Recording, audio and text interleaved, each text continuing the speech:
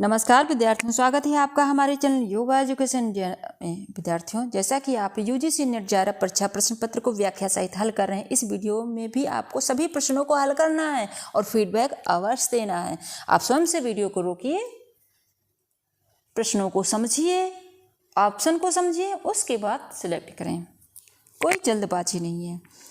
चलिए समझते हैं। प्रश्न नंबर 1, लंबर स्पॉन्डिलोसिस में कौन से आसन निषिद्ध हैं? 1 पादहस्तासन, 2 भुजंगासन, 3 अर्धचक्रासन, 4 पवन मुक्तासन। और कूट देखें, एक सेकंड। हाँ, चलिए, जब एक से ज़्यादा आंसर देने होते हैं तब कूट का सहारा लिया जाता है। A 2 और 3, B 1 और 2, C 3 और 4, D 1 और 4। ऑप्शन सेलेक्ट करें। और यह ध्यान देना, यह वीडियो बहुत ही इंपॉर्टेंट है। इसमें ऐसे प्रश्न हैं कि जो जरा से चूक हुई नहीं कि गलत हो जाता है। ध्यान से समझना। तो पादहस्तासन और पवन मुक्तासन, पादहस्तासन और पवन 1 और 4, तो 1 और 4 किस में है? डी में है। तो डी ऑप्शन राइट है विद्यार्थियों। नेक्स्ट, नीचे दिए गए 2 कथनों में, एक सेकंड, नीचे 2 कथन दिए गए हैं विद्यार्थियों, जिनमें से एक अभिकथन ए है, दूसरा तर्क आर है। कथनों को पढ़िए और नीचे दिए गए कूट में से सही उत्तर चुनिए। ध्यान देना, अभिकथन ए और दूसरा तर्क आर। अभिकथन समझिए। एक भक्ति योगी सभी प्राणियों के प्रति प्रेम भाव रखता है। ध्यान देना, ये सही है कि नहीं। एक भक्त योगी सभी प्राणियों के प्रति प्रेम भाव रखता है। अब तर्क देखिए इसका। जो व्यक्ति सभी प्राणियों के साथ प्रेम भावना, मित्रता, करुणा तथा क्षमताशीलता रखता है। वैसे विद्यार्थियों, क्षमताशीलता है, क्षमाशीलता होना चाहिए यहाँ पर, ठीक है, रखता है, वह भगवान को प्रिय होता है। अब यहाँ कूट में आंसर आपको देना है। कूट देखें, ए और आर दोनों सही है तथा आर ए की सही व्याख्या है। ए और आर दोनों सही है परंतु आर ए की सही व्याख्या नहीं है। ए सही है परंतु आर गलत है। ए गलत है परंतु आर सही है। इन सभी कूटों पर बहुत विशेष तौर से ध्यान देना। तो देखें, एक भक्त योगी सभी प्राणियों के प्रति प्रेम भाव रखता है, यह एकदम सेंटेंस सही है। अब यहाँ पर आप क्योंकि लगा दें। क्योंकि लगाने से आपको समझ में आ जाएगा कि नीचे वाला जो ये सेंटेंस है ऊपर वाले की व्याख्या करता है कि नहीं। क्योंकि जो व्यक्ति सभी प्राणियों के साथ प्रेम भावना, मित्रता, करुणा और क्षमाशीलता रखता है वह भगवान का प्रिय होता है, तो इसकी व्याख्या भी करता है। तो ऑप्शन ए और आर दोनों सही, आर ए की सही व्याख्या है। नेक्स्ट,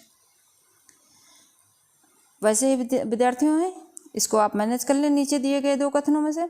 अब अभिकथन ये देखें, 5 यमों को महाव्रत के रूप में माना जाता है। अब दिमाग लगाना, ये राइट है कि नहीं। तर्क देखिए इसका, और अब इसी टाइम इसमें क्योंकि लगा दीजिए, तब बार बार सेंटेंस को दोहराना नहीं पड़ेगा। क्योंकि किसी भी वर्ग स्थान, जीवन के किसी भी समय पर किसी भी व्यक्ति द्वारा 5 यमों का अभ्यास किया जा सकता है। कूट देखें यहाँ पर, ए और आर दोनों सही है तथा आर ए की सही व्याख्या है। ए और आर दोनों सही है परंतु आर ए की सही व्याख्या नहीं है। ए सही परंतु आर गलत, ए गलत परंतु आर सही है। तो जल्दी से सिलेक्ट करें। तो 5 यमों का महाव्रत के रूप में माना जाता है, यह आंसर सही है और यह भी सही है।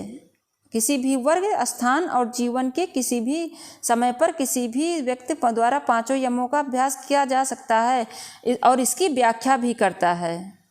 ठीक है, ए आर की व्याख्या करता है, तो ए ऑप्शन राइट होगा। ए और आर दोनों सही, परंतु आर ए की सही व्याख्या है।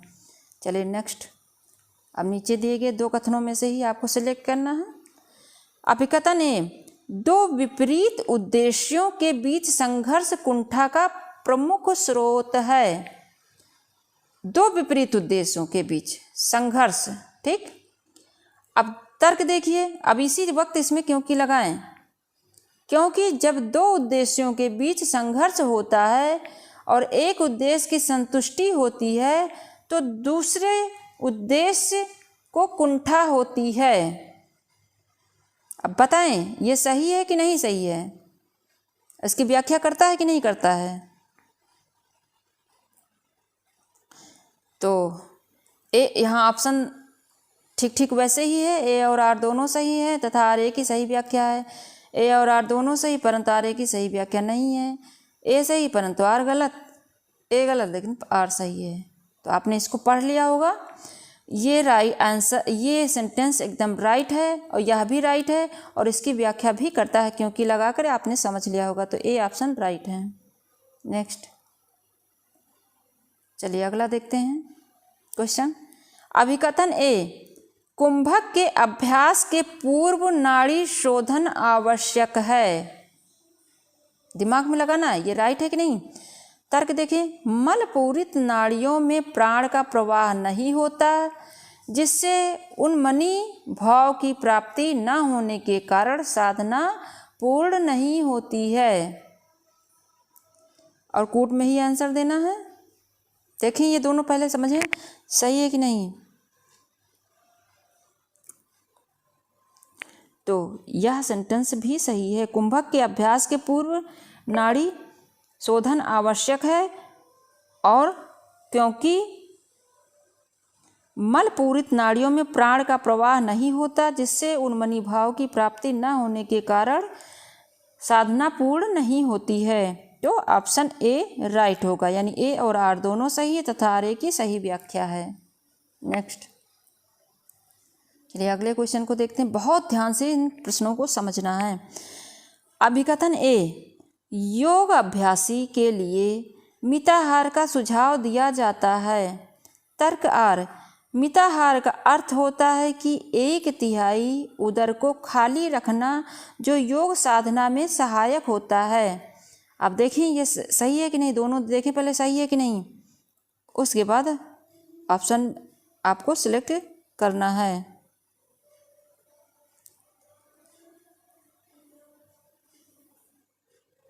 विद्यार्थियों, योग अभ्यासी के लिए मिताहार का सुझाव दिया जाता है, यह एकदम राइट है। ठीक, और मिताहार का अर्थ होता है 1/3 उदर को खाली रखना, जो योग साधना में सहायक होता है। विद्यार्थियों बहुत ध्यान से समझना होता है, यह सेंटेंस गलत है, रॉन्ग है। ठीक है,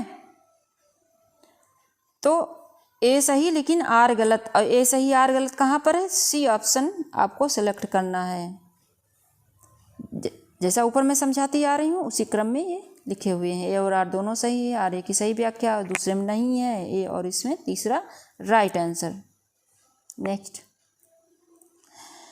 धारणा के अभ्यास से पूर्व प्राणायाम आवश्यक है। धारणा, ध्यान देना, धारणा के अभ्यास के पूर्व प्राणायाम आवश्यक है। तर्क, प्राणायाम के अभ्यास से सत्य के प्रकाश का आवरण हो जाता है तथा मन धारणा के योग्य हो जाता है। देखें दोनों सेंटेंस पहले देखें सही है कि नहीं सही है।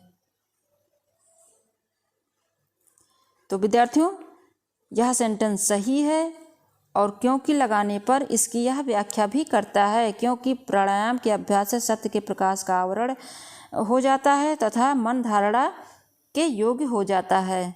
तो कौन सा ऑप्शन सेलेक्ट करेंगे, यहाँ पर कूट में आपको आंसर देना है।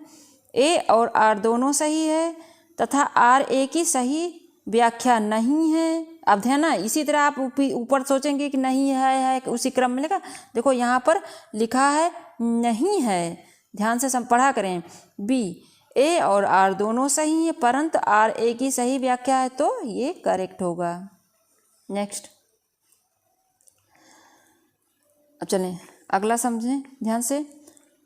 तकनीक एवं उद्देश्य के आधार पर प्राणायाम के अभ्यास अन्य श्वसन अभ्यासों से सर्वथा भिन्न होते हैं। अब इसमें देखना ये राइट है कि नहीं। अभ्यास की प्रकृति विभिन्न प्रकार की होती है और इनकी विभिन्न प्रकार की क्रिया विधियों द्वारा विशेष प्रकार के योग अभ्यासों के परिणाम प्राप्त किए जाते हैं। तो पहले दोनों देखना सही है कि नहीं सही है, उसके बाद इसकी व्याख्या करता है कि नहीं करता है, उसके बाद यहाँ कोट में आंसर आपको देना है। तो तकनीक एवं उद्देश्य के आधार पर प्राणायाम के अभ्यास अन्य श्वसन अभ्यासों के सर्वथा भिन्न होते हैं, यह राइट है। और देखें इसकी यह सही है कि नहीं।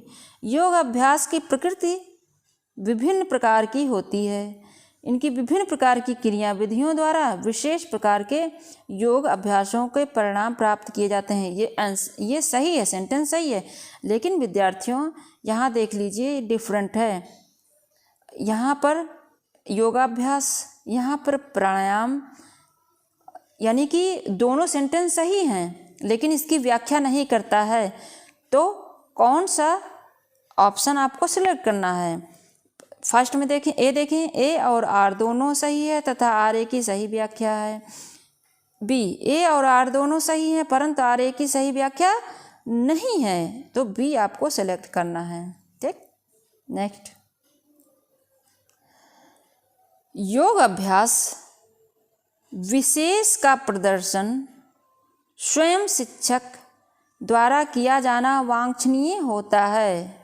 योग के अभ्यास विशेष का प्रदर्शन स्वयं शिक्षक द्वारा किया जाना वांछनीय होता है। अब देखना यह सही है कि नहीं सही है। आप देखें यहाँ दूसरा देखें, स्वयं के प्रदर्शन द्वारा शिक्षक विद्यार्थियों से उत्तम ढंग से संवाद कर सकता है।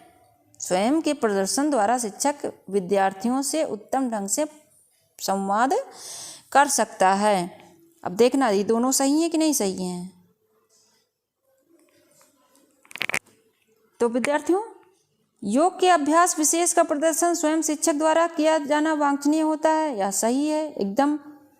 अब यहाँ क्योंकि लगा दें। स्वयं के प्रदर्शन द्वारा शिक्षक विद्यार्थियों से उत्तम ढंग से संवाद कर सकता है, सही भी है और इसकी व्याख्या भी करता है। तो कौन सा ऑप्शन आपको सेलेक्ट करना होगा। ए और आर दोनों सही है, आर ए की सही व्याख्या है। ठीक, नेक्स्ट। सिद्ध सिद्धांत पद्धति के अनुसार निम्नलिखित चक्रों को आरोही क्रम में व्यवस्थित करें। और विद्यार्थियों से इस चक्रों के विषय में विस्तृत जानना चाहते हो तो वीडियो बना हुआ सिद्ध सिद्धांत पद्धति पे इसी चैनल पर पड़े हुए आप देखकर समझ सकते हैं। 1 आकाश चक्र, 2 कंठ चक्र, 3 भ्रू चक्र, 4 निर्वाण चक्र, 5 तालु चक्र। इसको क्रम में रखना, वो भी आरोही क्रम में। ठीक, ऑप्शन में यहाँ देखें, ए में है 1 3 2 4 5, बी 2 5 4 1 3, सी 2 5 3 4 1, डी 3 2 4 1 5। जल्दी सिलेक्ट करें। तो विद्यार्थियों, कंठ चक्र, ठीक है, कंठ, तालु, भ्रू चक्र, निर्वाण चक्र, आकाश चक्र। इस प्रकार से ये सी ऑप्शन राइट होगा। तो आशा करते हैं विद्यार्थियों आपने अच्छे से समझा होगा। जहाँ कहीं ना समझ में आए कमेंट में दोबारा से आप पूछ सकते हैं। और नए हैं चैनल पर तो चैनल को सब्सक्राइब करना मत भूलिएगा। बेल आइकन ज़रूर प्रेस करना ताकि मैं जैसे वीडियो अपलोड करूँ आपको तुरंत नोटिफिकेशन प्राप्त हो सके। स्वयं देखना, दूसरे बच्चों को ज़रूर शेयर करना। धन्यवाद विद्यार्थियों।